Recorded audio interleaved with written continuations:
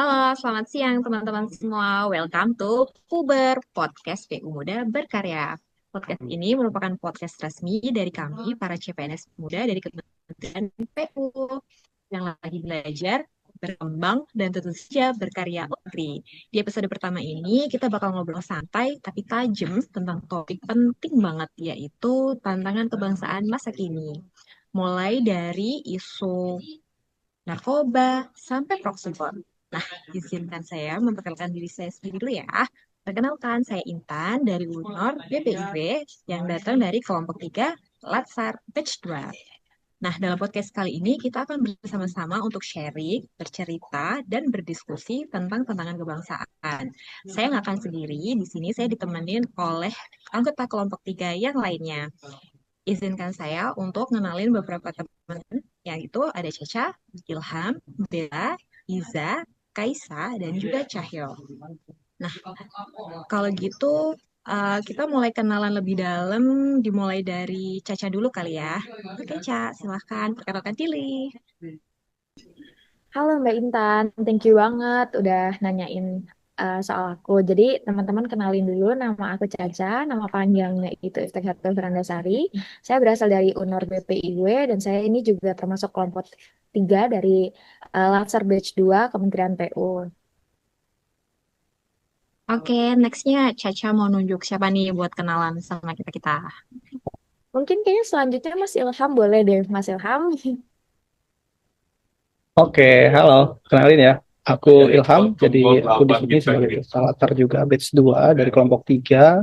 Aku dari Unor Setjen. Kebetulan aku dari Prakom, jadi anak yang berkaitan sama IT. Dan selain aku, untuk Prakom juga sebenarnya ada nih, Mas Krisna. Boleh, Mas Krisna. Yuk.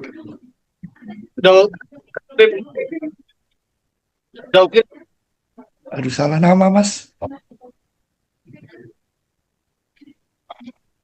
Kira-kira itu ya sih. Oke, ya silakan Jadi Mas apa Krisna tuh, atau Mas Bim? biasa dipanggil siapa nih Mas? Buat kenalan yuk sama kita-kita dari kelompok 3.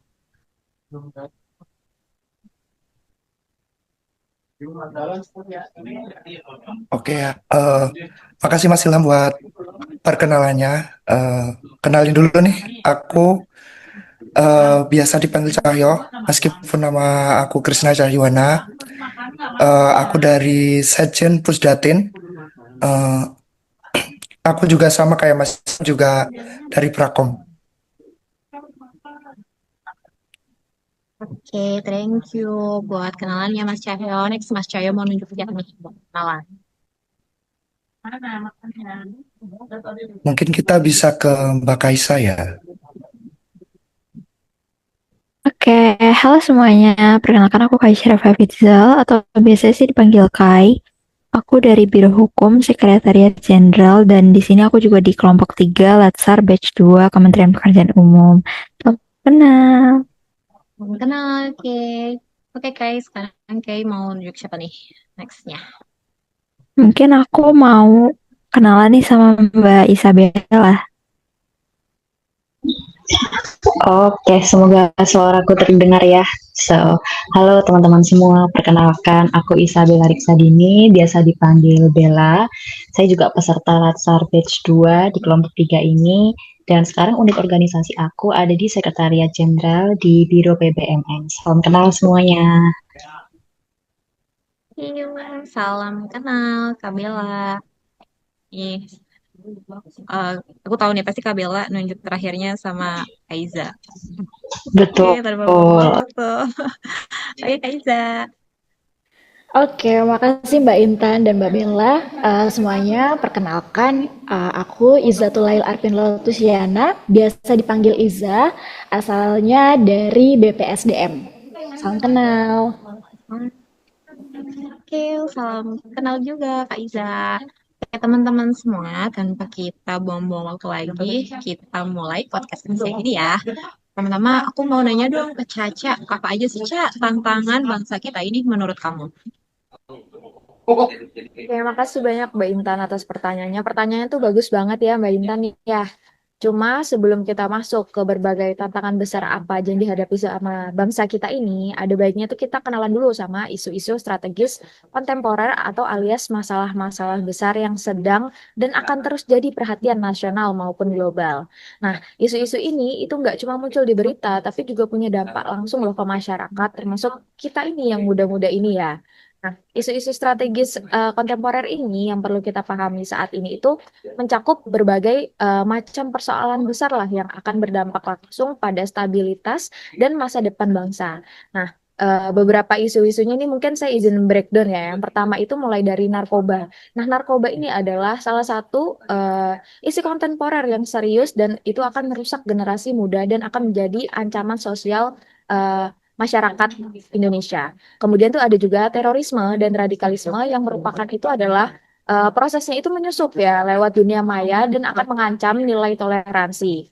Nah, kemudian juga ada konflik kepentingan ya di birokrasi yang ini akan merusak keadilan dan kepercayaan publik terhadap pemerintah. Kemudian ada juga isu money laundering atau pencucian uang yang sering berkaitan juga dengan korupsi dan kejahatan terorganisir lainnya. Nah, selanjutnya itu juga ada proxy war itu yang menjadi bentuk perang modern ya pada saat ini yang mana bentuk perangnya ini tuh tidak kasat mata karena perangnya ini eh, melalui lewat budaya, ekonomi, atau teknologi dan juga sering melibatkan negara lain secara langsung atau tidak langsung.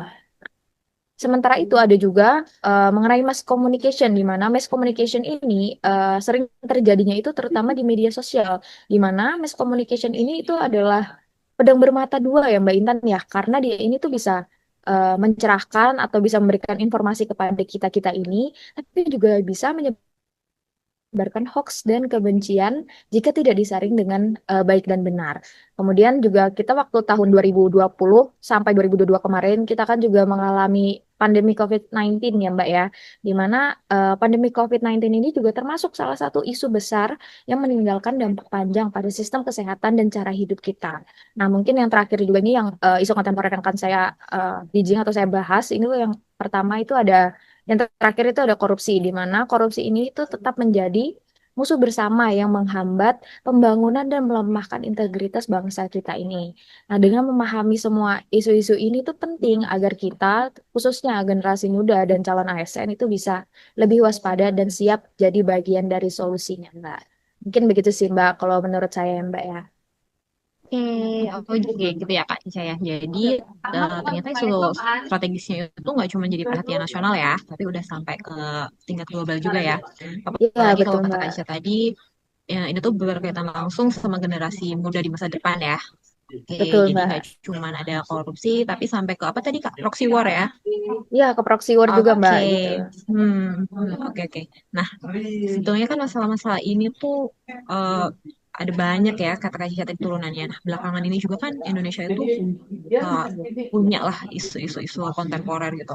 Nah, mungkin Mas Ilham nih mau nyampein pendapatnya terkait isu kontemporer atau agen HT yang menurut Mas Ilham perlu diadres sama kita-kita.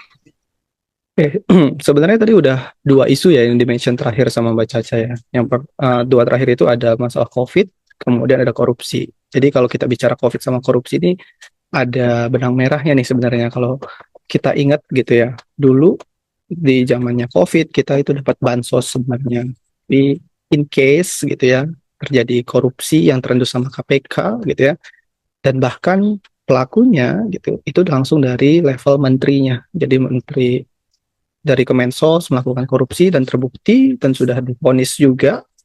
Nah, ini tuh sebenarnya menunjukkan bahwasanya kalau korupsi di negara kita tuh udah masuk kategori yang kronis ya, karena dari top levelnya aja udah melakukan gitu. Jadi bukan cuma terjadi di level atas gitu ya, tapi juga udah merebet kemana-mana. Dan ini juga bukan cuma tugas KPK sebenarnya atau aparat penegak hukum yang buat memberantasnya, tapi jadi tanggung jawab kita juga untuk memberantas ini semua. Apalagi nih kita-kita ya gitu ya sebagai ASN gitu. Kita tuh ada di posisi yang sering banget jadi sorotan masyarakat karena ya kita langsung bersentuhan sama pelayanan publik gitu. Yang memiliki wajah negara ini di mata rakyat ya kita gitu. Jadi ya wajar kalau ekspektasi masyarakat ke kita tuh tinggi banget gitu kan. Mereka pengen lihat bahwa kita benar-benar bersih, bisa dipercaya dan gak main-main sama yang namanya KKN gitu ya. Nah, makanya penting banget buat kita, mulai dari kita sendiri nih, yang paling bare minimumnya gitu ya, bentengin diri kita dari goda-goda yang mungkin aja datang dalam bentuk entah apapun. Misalkan itu uang pelicin, jabatan, ataupun kepentingan pribadi. Ya, kalau bukan kita siapa lagi gitu kan. Harus mulai dari kita sih harusnya. Itu sih Mbak Intan. Dari sini aku lihat Mbak Bella kayaknya serius banget nih dengerin apa yang udah jelasin sama Mas Ilham. Mungkin Mbak Bella ada yang mau ditambahin? Betul, terima kasih waktunya Mbak Intan ya. Eh, izin menambahkan ya, mungkin dari Mas Ilham, mumpung kita lagi membahas tentang korupsi. Memang korupsi saat ini jadi isu yang sering dibahas ya teman-teman, karena memang menurut dari data statistik Indonesia itu sudah menempati peringkat 99 dari 180 negara di indeks persepsi korupsi. Kalau tidak salah pada tahun 2024, yaitu dengan skor 37 dari skala 100. Jadi memang angka ini menjadi keprihatinan generasi muda, terutama kita semua ya. Dan juga ada salah satu contohnya di kasus PT Pertamina. Pasti teman-teman tahu ya, karena nominal korupsinya juga sangat fantastis. Dan PT Pertamina ini viral karena melakukan berbagai macam penyimpangan ya, dari tata kelola minyak mentah, kemudian BBM, pengaturan kontrak dan yang tidak wajar, dan kerugiannya pun hingga triliunan. Nah, ini tentunya membawa dampak dari kita, yaitu hilangnya rasa percaya, itu tentunya sebagai generasi muda dan juga rakyat Indonesia, uh, sehingga ini jadi tantangan untuk kita semua. Tapi sesuai sih sama yang dikatakan oleh Mas Ilham ya, sebagai generasi muda dan ASN, kita juga pasti punya istilahnya cut off ya dari rantai korupsi ini.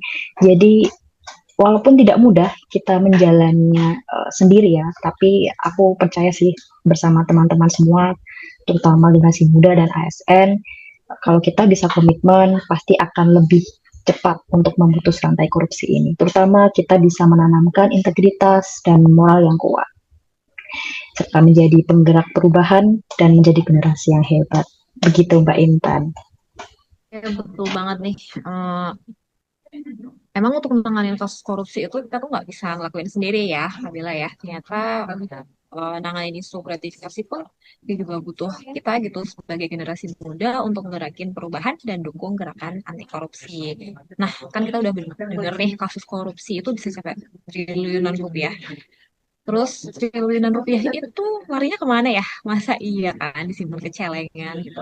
Nah, disinilah kita kenalan sama istilah money laundry. Mungkin teman-teman di sini juga udah sering dengar ya money laundry. Oke, untuk money laundering ini bisa dijelasin sama Kak Iza. Halo Kak Iza, apakah udah join sama kita? Halo Mbak Intan. Oke, Hai, iya sih. Kak. Jadi kalau mungkin ada yang masih belum tahu ya money laundering itu apa. Jadi money laundering itu dia tuh sebenarnya adalah proses mencuci uang hasil kejahatan, salah satunya dari korupsi, supaya uangnya itu nanti bisa kelihatan legal dan bisa dipakai tanpa bikin orang lain tuh curiga gitu. Nah, prosesnya sendiri itu awalnya uangnya dimasukin ke sistem atau namanya placement gitu, kayak kita masukin baju kotor ke mesin cuci gitu ya. Jadi si uangnya ini nanti dimasukkan ke sistem keuangan yang formal, kayak misalnya ke apa untuk bisnis gitu kan. Kemudian nanti diproses, dicuci di situ tuh. Uangnya itu dipindah-pindah berkali-kali gitu biar kehilangan jejak. Ini uang asalnya dari mana sih gitu. Nanti kalau udah kelihatan bersih, uangnya ini bisa dipakai gitu. Nah, di Indonesia sendiri tuh ada, kalau pernah dengar waktu itu ada kasus Jiwasraya, itu kurang lebih 13 triliun gitu. Jadi uang nasabah itu diinvestasikan ke apa ya, investasi bodong gitu kali ya istilahnya gitu. Sampai akhirnya masuk ke rekening pribadinya para tersangka gitu. Jadi kan nggak kedetek ini uang dari mana gitu. Nah, dan kalau di Indonesia sendiri mungkin yang apa ya, yang umum dilakukan gitu prosesnya itu cuci uangnya melalui misalnya beli properti mewah gitu atau bisnis keluarga gitu ngemodalin istrinya, anaknya, saudaranya gitu buat bisnis gitu atau diinvestasiin ke luar negeri atau bisa juga dibikin ini yayasan CSR gitu biar kelihatannya kayak oh ini untuk apa ya beramal gitu kali ya gitu Mbak Intan. Gitu. Ternyata modus-modus money laundering ini cukup banyak ya Mbak Iza ya. Betul. Oke, nah kalau gitu berarti apa aja sih Mbak dampaknya dari money laundering ini buat kita? Oke, dampaknya nih sebenarnya banyak ya meluas gitu. Misalnya kayak mengganggu pasar yang sehat gitu. Karena ketika uangnya dicuci untuk misalnya bikin perusahaan bodong gitu kan, terus kayak orang-orang lihat, ih kok ada perusahaan yang kayak mungkin kayak kafe gitu ya, kita ngeliat kafe sepi tapi kok kayak awet banget nih gitu kan. Terus atau kafe yang kok harganya murah banget nih jauh di bawah pasar. Orang-orang jadi pada ke situ kan, sedangkan orang-orang yang punya bisnis yang sehat jadi kayak kehilangan pelanggan gitu. Kemudian ini bisa bikin gap ekonomi itu makin gede gitu antara koruptor yang duitnya banyak gitu kan dengan masyarakat mungkin menengah ke bawah gitu. Kemudian ini kan juga bikin kepercayaan sistem keuangan di Indonesia itu kan jadi jelek gitu kan dan investor asing terus jadi mikir-mikir aduh aman nggak ya investasi di Indo gitu ntar jangan-jangan dikorupsi gitu kayak gitu sih dan salah satu yang bahaya adalah ketika si uang money laundry ini kemudian dipakai buat kejahatan lain gitu misalnya buat bisnis narkoba tuh. Benar-benar aku setuju sih itu yang paling bahaya ketika suatu kejahatan itu akhirnya dia mendorong adanya kejahatan-kejahatan lain ya atau malah mendukung terciptanya kejahatan-kejahatan baru gitu. Nah, aku lihat-lihat nih dari kamera kayaknya Mas Cahyo nih cukup semangat nih ketika aku sebut narkoba. Kayak Mas Cahyo bisa kasih pendapat nggak sih tentang isu kontemporer narkoba? Oke, makasih Mbak Intan. Makasih juga buat Mbak Iza tadi benar-benar menarik ya buat paparannya. Izin aku nambahin buat isu salah satu isu yang paling menurut aku dari dulu sampai sekarang tuh masih ada dan secara statistik malah semakin naik itu. Nah, isu ini tuh meresahkan banget karena masalahnya bukan hanya berakar di satu tempat, tapi juga melibatkan banyak banget pihak nih. Di kalangan generasi muda sendiri, narkoba kadang dianggap sebagai bentuk mereka mengekspresikan diri dengan cara yang salah gitu. Kadang-kadang anak muda coba-coba kan untuk pakai narkoba supaya dianggap keren ataupun dianggap berani di komunitasnya gitu. Nah, pola pikir macam ini yang bikin narkoba tuh kayak gampang banget gitu buat masuk di semua kalangan masyarakat dan susah banget buat diberantas gitu kan. Eh, Bahkan nih eh, baru-baru ini ada berita mengenai oknum polisi yang ditangkap karena menyalahgunakan narkoba di Kabupaten Nunukan. Dan yang lebih gongnya lagi, eh, salah satu oknum itu adalah eh, Kasat Narkoba sendiri, di mana tugasnya itu buat menangani narkoba. Ini jadi tanda tanya besar nih buat kita. Kalau garda paling depan sendiri aja gak ada sense of awareness-nya, kira-kira solusi buat kita apa ya? Karena support selain dari diri kita sendiri juga dari eh, pemerintah juga dan organisasi-organisasi di dalamnya gitu kan.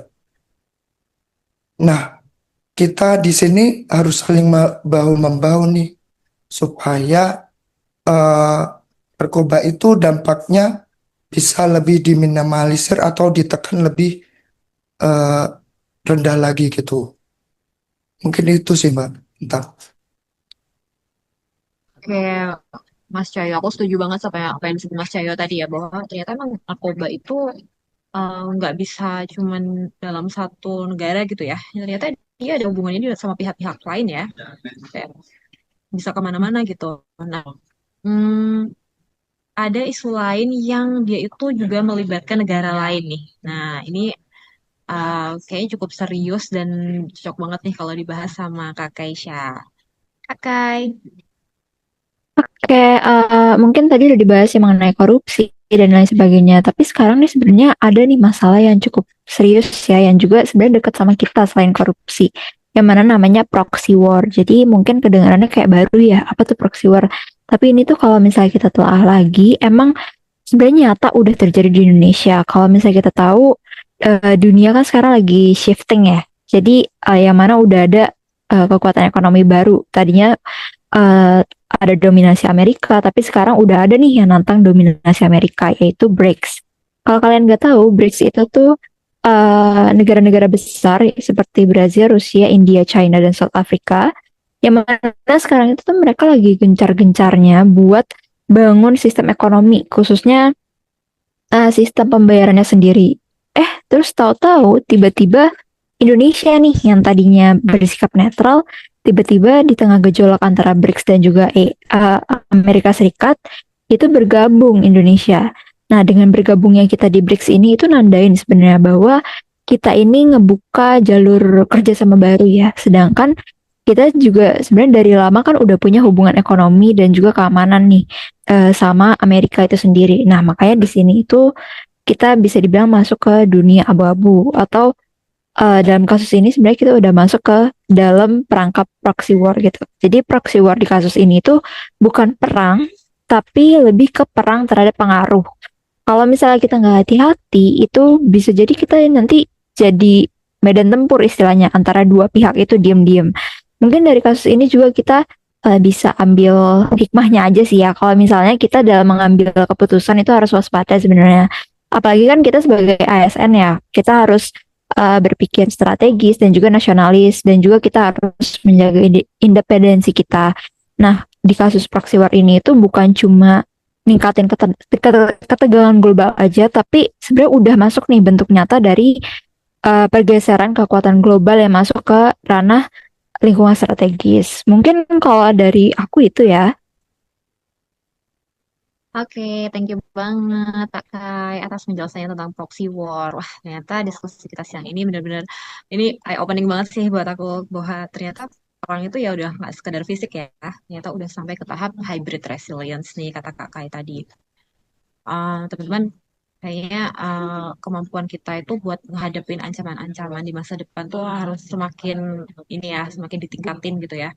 Nah, sebagai calon ASN kita tuh tentu nggak bisa nih cuma jadi pegawai yang biasa-biasa aja, tapi harus jadi garda terdepan buat bangun resilience itu tadi. Ya, tentunya disesuaikan sama jabatan fungsional kita masing-masing. Nah, oke, teman-teman, udah selesai nih episode podcast perdana kita pada siang hari ini. Terima kasih untuk teman-teman semua yang udah nyimak podcastnya Puber, PU Muda Berkarya. Oke, keep learning, keep serving, keep defending this beautiful country. We will go home. Sampai jumpa di episode selanjutnya.